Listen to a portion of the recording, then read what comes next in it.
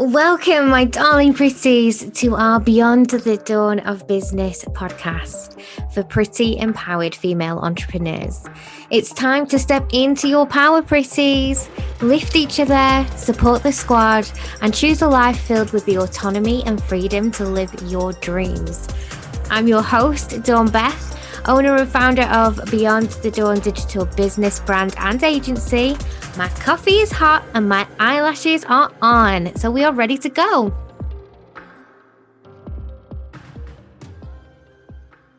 Hi, and welcome to today's episode. So today I want to talk to you about managing expectations. One of the things that I have found in my years of business and working with so many wonderful people over this time is that there can be a lot of heartache and there can be a lot of miscommunication, misunderstandings, and reasons for concern that can be completely eliminated out of your business world just by managing expectations. Now, we talk a lot about how when we are taking on clients, we perhaps need to understand a level of comprehension and not just communication. And I stand by that statement wholeheartedly because we can sometimes believe that we're being totally clear and open and really, transparent. It might seem so simple to us that we have covered all of the bases, but the truth is that our lived experience kind of shades us from being able to fully understand what it's like to be on the other side of the fence. It's very difficult for us to know what it feels like to be onboarded by us because we have a different element of criteria that we're trying to hit. We have other reasons for doing on our onboarding. Quite often we're trying to extract even more information so that we can do our jobs correctly, and we may not fully communicate what is going to happen, what the structure will be, how things will occur.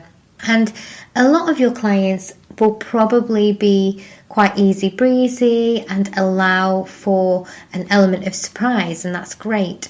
But what if that element of surprise actually creates some anxiety for your clients or makes them feel like they don't have control over what's occurring? Especially for those people who perhaps don't invest in themselves regularly or are just learning how to invest in themselves for the first time. It can be a little bit disconcerting to not fully understand what's going to occur. So a great way to do this is to manage the expectations that you hold within yourself and your teams from the get-go.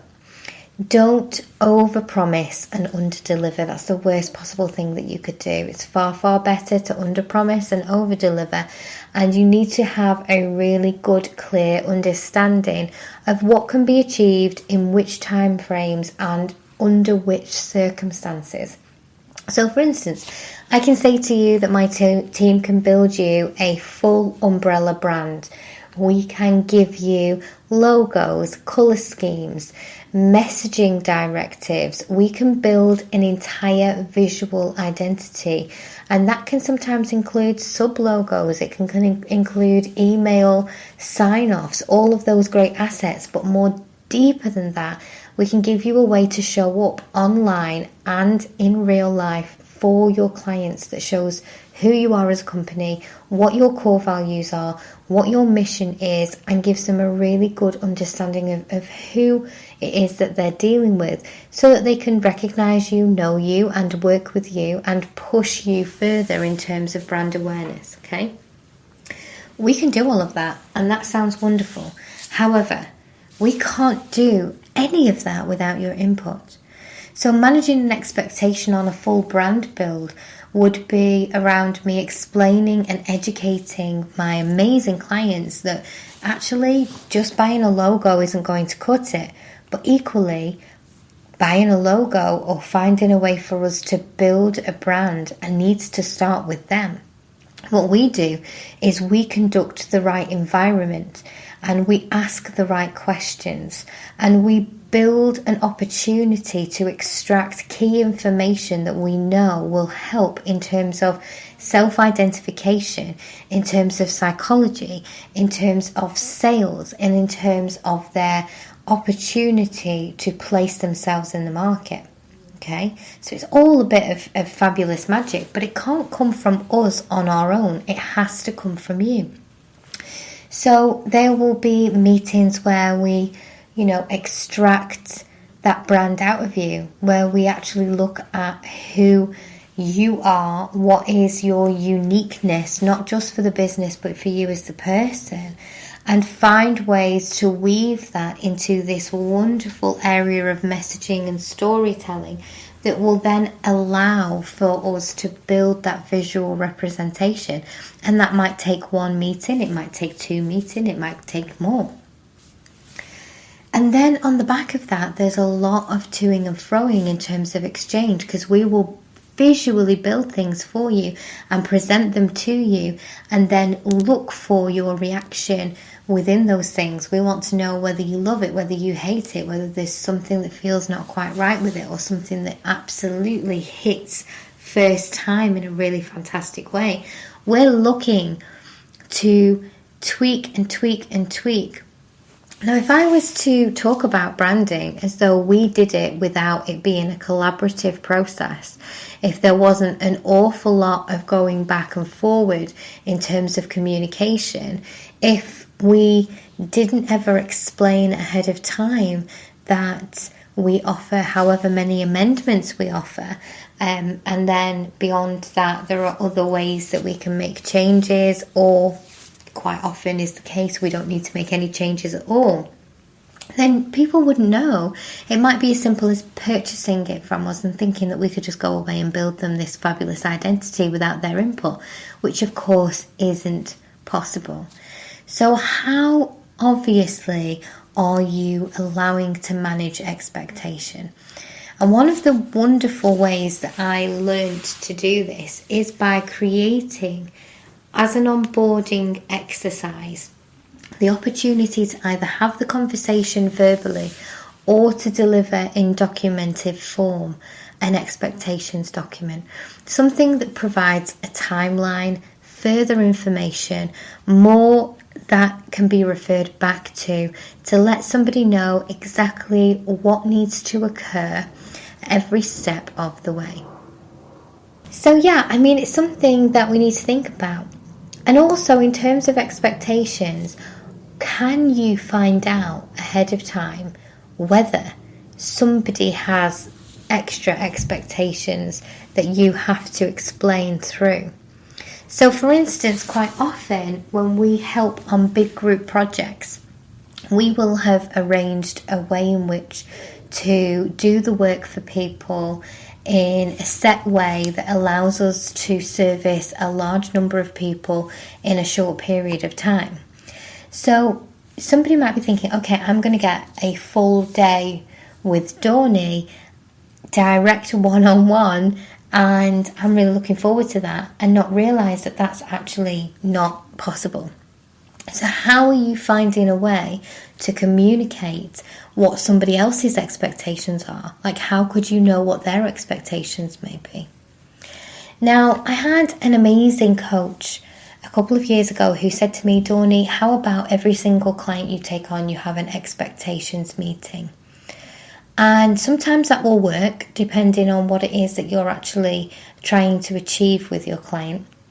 But so often that's not going to work, because if I was to have even a 15-minute meeting with every single client that we have in the company, I would never move from Zoom. I actually couldn't service all of the people that we have within our company that we're working with right now. It just isn't possible. There's too many of them and only one of me. And until they figure out this whole AI cloning thing, I'm not going to be able to do that and still perform my function within my role in my company.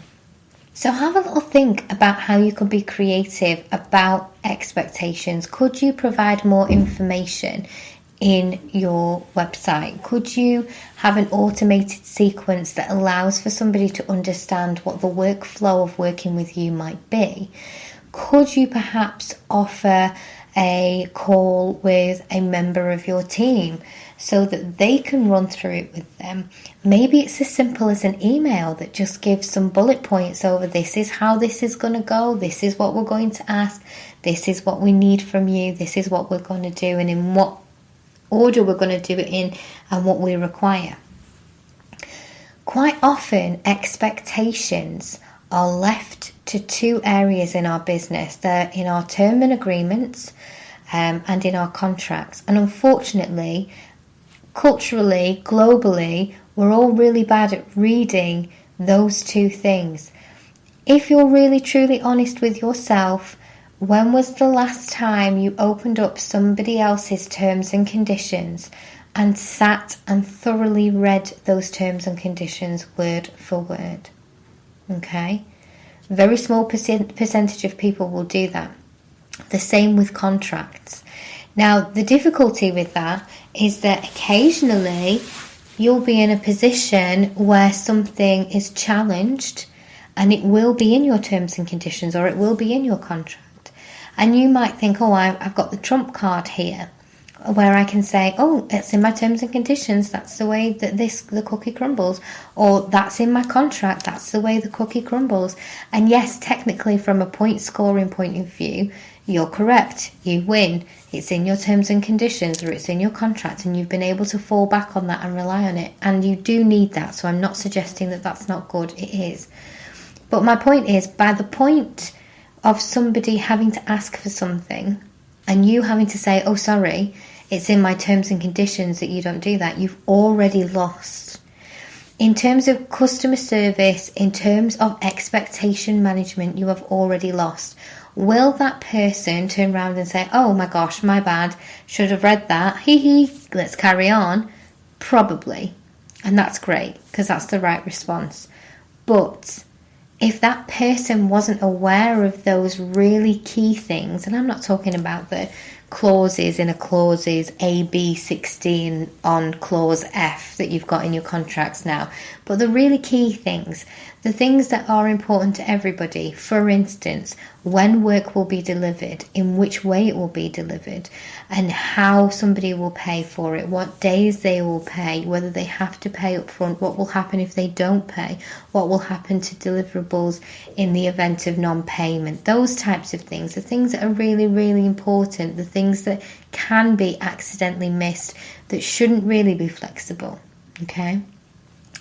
Think about those types of things. But also equally, you want to make everything easy and clear and simple. So how can you make it super fun? Like, sometimes there has been opportunities for us when we've built websites for our clients. We've been able to put like a little project tracker in there. And that's nice because it might send an automated email out to the client that says your funnel sequence is in stage 2 and you don't need to do anything right now, but we're just letting you know that it's progressing nicely. That level of communication and customer service can really go a long way. So have a little think. What could you do to add something in to your managing of expectations that would enhance the way that you provide your service for your customer? Even a little check-in. You won't be able to always do it manually. When you get to a point where you have lots and lots of clients, and you may already be at that point, you know you won't be able to do that manually. So that little voice note that you may have done when you only had 1 or 2 clients, or that email that you may have manually sent out, is not necessarily going to work. How can you do it on a larger scale? How can you satisfy more people in terms of their expectations so that they are aware and they feel well communicated with in one go, that allows you the freedom to still do the work and fulfill the role that you need to fulfill? I hope that's given you food for thought this week, pretties, and I'd love to hear about how you're going to include things for managing expectations. I have really thoroughly enjoyed all of the responses that I've had in my email box over the last few weeks from the podcast that we've put out. Please do continue to let me know which ones you are loving and which subjects you would like me to cover. It's always a joy, and I'll speak to you next time. If you're loving our Pretty podcast, come on over to Social Pretties, our online safe house and sisterhood community. It's a safe space where female entrepreneurs connect and thrive in a warm, welcoming fold of pretty amazing women. You'll find an easy redirect in the description, and I can't wait to see you in there. And depending on where you're listening right now, we would love it if you would click subscribe or follow so that you can be the first to know when our new podcasts come out.